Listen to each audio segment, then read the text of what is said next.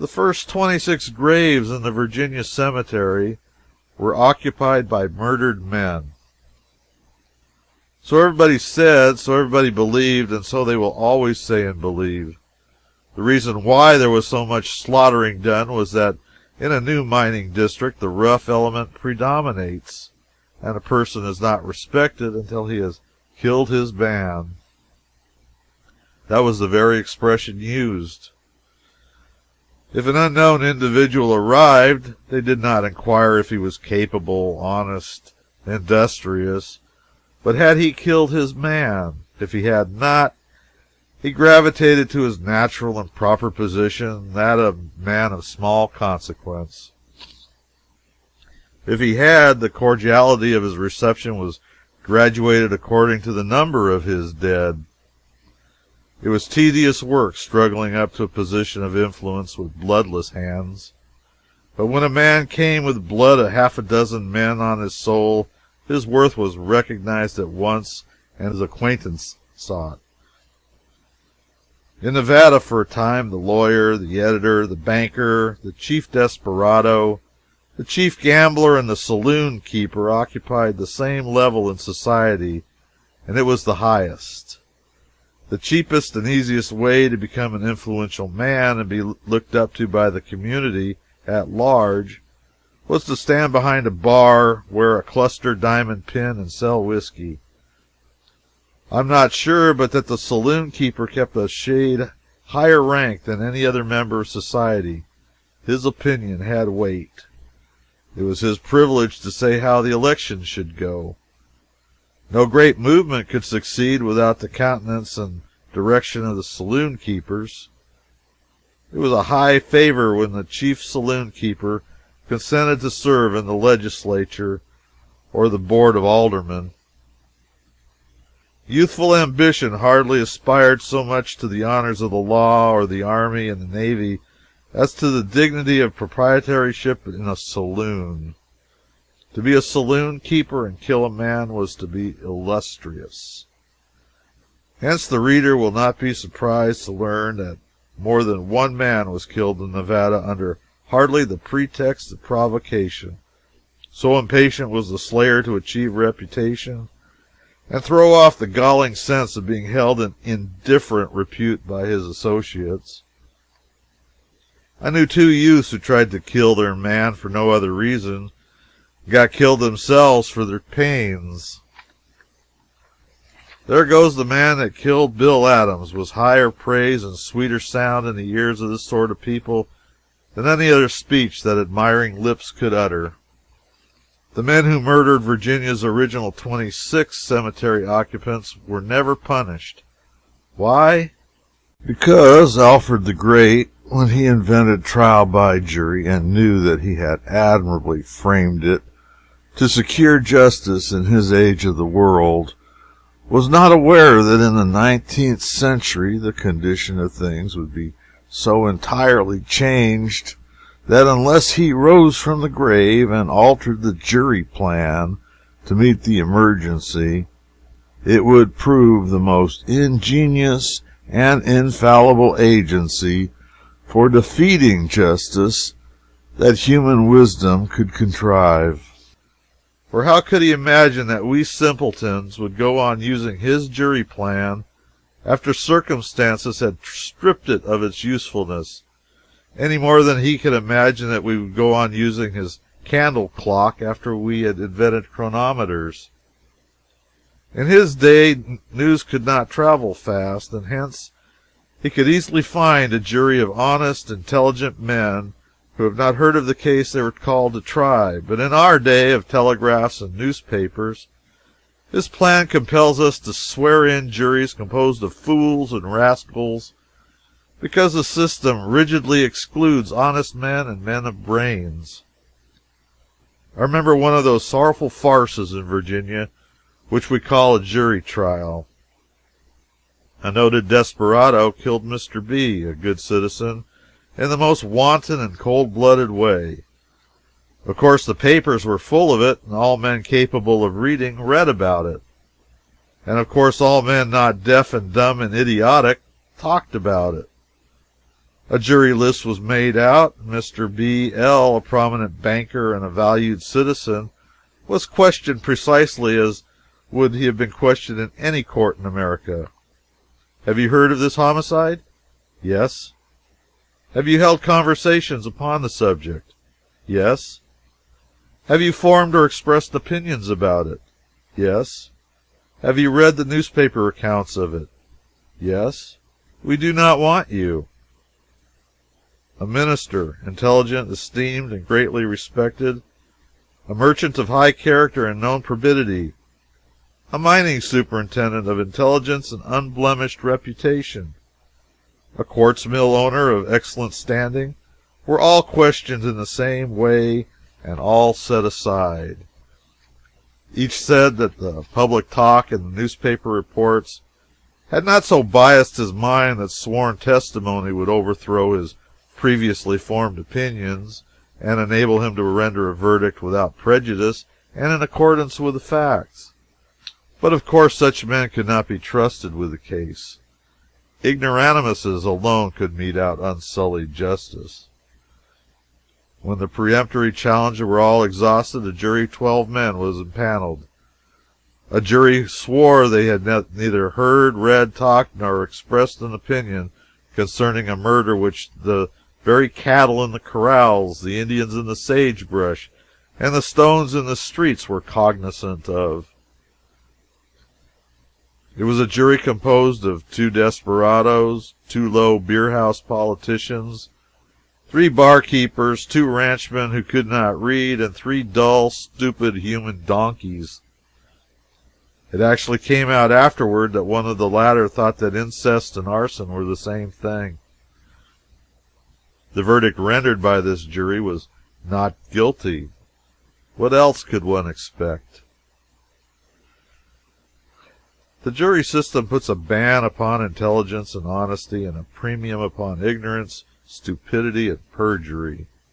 It is a shame that we must continue to use a worthless system because it was good 1,000 years ago.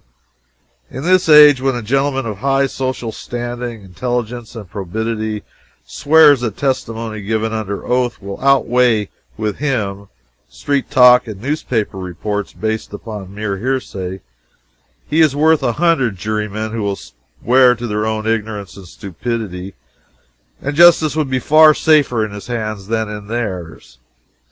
Why could not the jury law be so altered as to give men of brains and honesty an equal chance with fools and miscreants?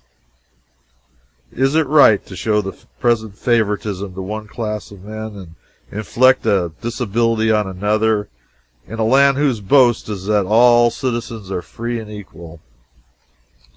I am a candidate for the legislature. I desire to tamper with the jury law. I wish to so alter it as to put a premium on intelligence and character and close the jury box against idiots, blacklegs, and people who do not read newspapers. But no doubt I shall be defeated.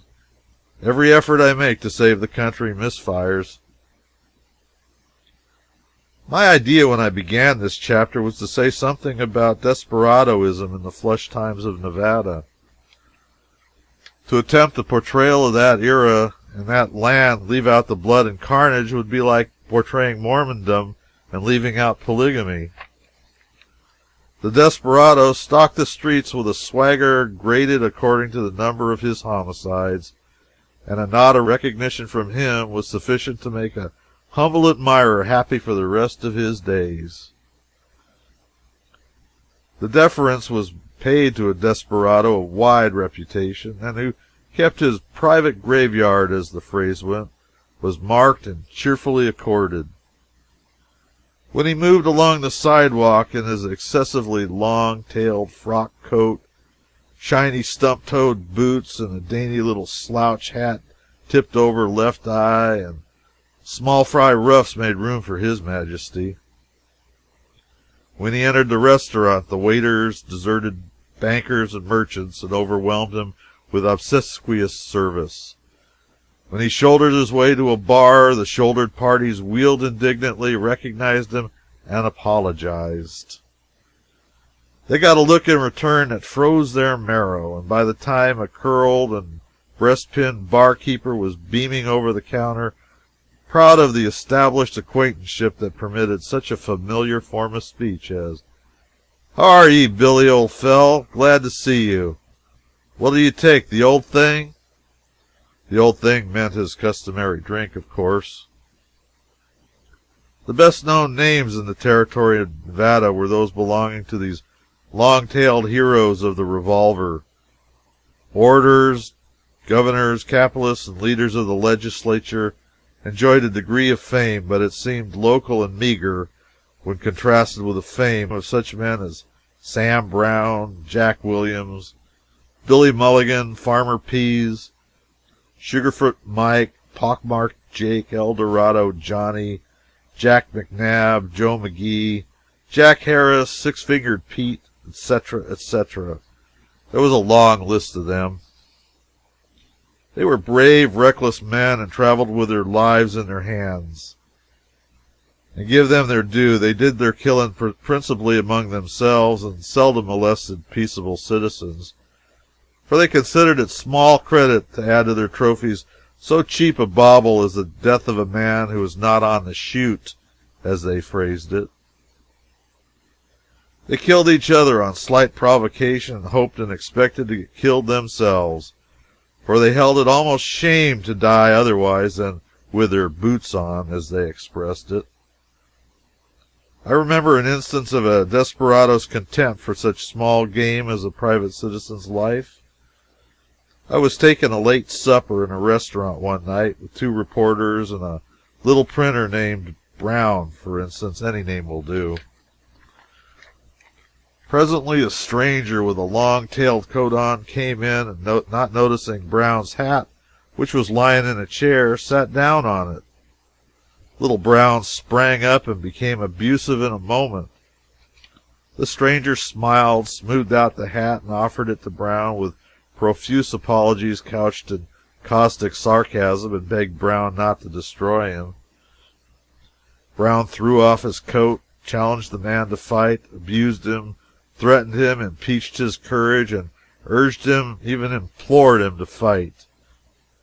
In the meantime, the smiling stranger placed himself under our protection in mock distress, but presently assumed a serious tone and said, "Very well, gentlemen, if we must fight, we must, I suppose, but don't rush into danger and then say I gave you no warning. I am more than a match for all of you when I get started, and I give you proofs. Then if my friend here still insists, I will try to accommodate him." The table we were sitting at was about 5 feet long and unusually cumbersome and heavy.